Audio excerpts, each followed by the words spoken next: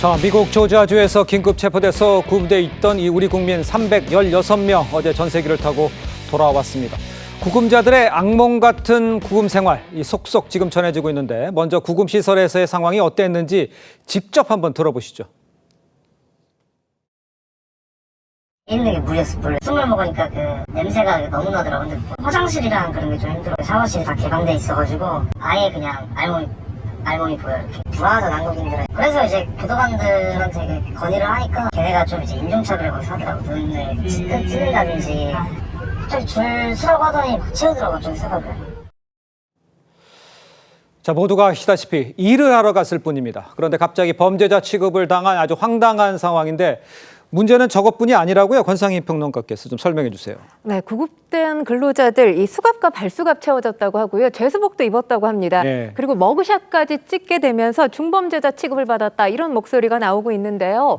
이 숙식하는 곳에 변기가 있어서 생리 현상을 제때 해결하기 어려웠다라고 토로하기도 했고요. 네. 매 식사 거의 쓰레기에 준했다라는 목소리가 나올 정도입니다. 식사를 다 하지 못할 정도로 음식이 엉망이었다 이런 목소리도 나옵니다. 무엇보다 이 체포 당시와 구금소에 있는 동안 통역이 없었다고 합니다. 그런데 이 근로자들 모두가 영어에 능통한 상황은 아니었기 때문에 이 상황도 알 수 없었을 뿐만 아니라 체포영장인 줄 모르고 서명했던 사람들도 있었던 것으로 전해집니다. 게다가 처방약을 제때 받을 수가 없었다고 해요. 지금 이 구금소에서 소화제 정도만 처방이 됐다고 합니다. 그러니까 자주 먹어야 되는 관절약이라든지 매일 아침에 복용해야 되는 고혈압약을 제때 먹지 못해서 이 고생한 사람들도 있었다고 하는데요. 예. 지옥 같은 시간을 겪은 이 근로자들 이번 일이 트라우마로 남게 되지 않을까 우려가 되는 상황입니다. 그렇네요. 자, 그런데 지금 한국 근로자들의 구금이 풀리자마자 지금 러트닉 미국의 상무장관 제발 제대로 된 비자를 받아라 이렇게 말을 하면서 이번 사태에 미국은 책임이 없다 이런 듯한 발언을 해서 지금 또 논란이죠. 그런데요, 월스트리트 저널이요, 미국에는 이 조지아 공장을 짓기 위한 설비 인력이 없다. 임시 비자를 늘려야 한다 이렇게 지적하기도 했습니다. 자, 그럼에도 이런 극단적인 이민 단속 정책을 과연 펼치고 있는 이유, 미국이 우리한테 그러는 속내는 따로 있는 건지 이것 때문에 고민도 많을 것 같아요. 일단 미국 국내 문제인지 네. 아니면 한미 간의 마찰의 문제인지를 좀 나눠서 봐야 됩니다. 그렇군요. 일단은 미국 국내 문제라고 하면 100만 명을 추방을 한다는 목표를 세워놓고 예. 하루에 3,000명씩을 지금 추방을 하고 있지 않습니까? 네네. 그것도 검거를 하고 하는데 그런데 그것을 그렇게 되면 그 일환으로 이런 상황이 벌어졌다고 하면은 미국 국내 문제인데 지금 한국과 미국이 협상이 교착 상태에 빠져 있지 않습니까? 그렇죠. 빠져 있는 상황에서 처음에 이렇게 구금이 됐을 때 트럼프 대통령의 반응이 할 일을 했다 이렇게 반응이 나왔어요. 예. 그리고 지금 말씀하신 대로 러트닉 상무장관이 다 이렇게 출발을 하고 나서 갑자기 비자 문제를 꺼냈습니다. 비자 문제, 그러니까 이게 표면적으로는 비자 문제를 엄격하게 적용을 한 거다 이런 이야기인데 네. 왜 러트닉이 지금 비자 문제를 이 시점에 갑자기 꺼냈을까? 한국에 계속 비자 문제를 해결하라고 그전에 연락을 했는데 해결되지 않았다는 거죠. 예. 그러면 카운터 파트너가 우리 산업통상 장관이니까 네. 거기에 대해서 어떤 말을 했는지 어떻게 비자 문제를 해결하라고 했는지를 또 밝혀줘야 돼요. 우리 산업통상자원부에서. 그렇죠. 그 문제가 하나 있고 또 하나는 왜 이 러트닉이 이런 말을 하는가. 하나의 지금부터 협상이 다시 시작되거든요.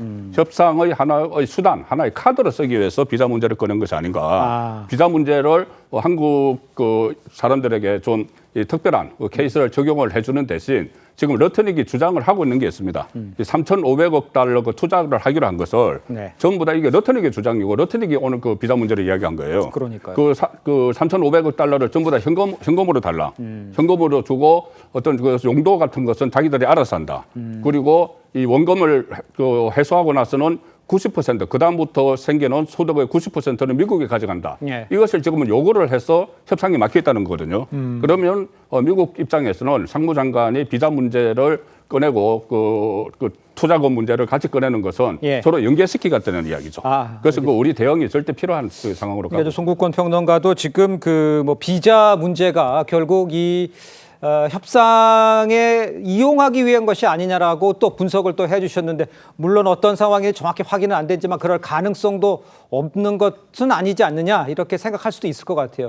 일단요, 위성락 국가안보실장 어제 기자회견을 열고요, 한국인을 위한 별도의 비자 유형을 만들겠다 이렇게 발표를 했는데 이게 단기간에 실현되기가 쉽지 않아 보이는 상황입니다. 만약에 그 사이에 미국에서 일하는 우리 국민 이제 이런 일이 또다시 벌어지면 안 된다. 여기에 이제 문제가 있고 가서 또 공장도 지어야 될 상황인데 우리 김진욱 그 대변인께서 보시기에는 제2의 이런 일을 막아야 되잖아요. 어떻게 준비해야 된다고 보십니까? 그렇습니다. 지금 대통령실에서는 이제 그 워킹 그룹까지도 만들어서 예. 미국 측과 협의를 하고 있는데 새로운 비자 어떤 그 E4 비자라든가 이런 부분들 H1 비자 같은 부분들을 새롭게 우리 쿼터를 늘리는 것 이런 것들은 지금 단기간에 이루어내기는 좀 상당히 어려운 부분이 있습니다. 네. 그렇다면 지금 B1 비자를 가지고 해석하는 것이 우리와 미국 측이 상당히 많이 다른 부분이 있기 때문에 네. 우리 같은 경우에는 B1 비자가 단기 비자로서 이 회의라든지 또는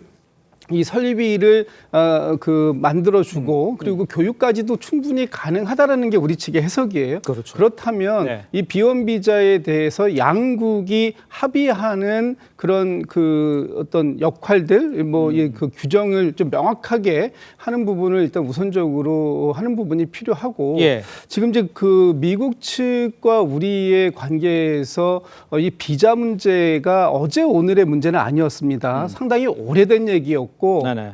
이전 정부에서도 계속해서 우리 한국의 어떤 기업인들이 예. 우리 정치인들을 만났을 때마다 이 비자 문제를 빨리 풀어야 된다. 그래야 미국에 대한 투자 문제라든지 비즈니스가 원활하게 이루어질 수 있다는 걸 얘기했었는데 예. 그 사이에 이 부분이 좀 원활하게 진행되지 않은 부분 이런 부분들에 대해서는 뭐 정부가 일차적인 책임을 갖는다 하더라도 네. 이번 사태를 통해서 전화 위복의 기회를 삼을 필요가 있다. 특히 미국이 지금 우리에게 요구하고 있는 것은 우리의 직접 투자 금액이 상당히 많지 않습니까? 맞아요. 그 부분을 해결하기 위해서 우리는 이 비자 문제를 해결해 주지 않는다면 직접 투자 자체가 상당히 어려울 수 있다.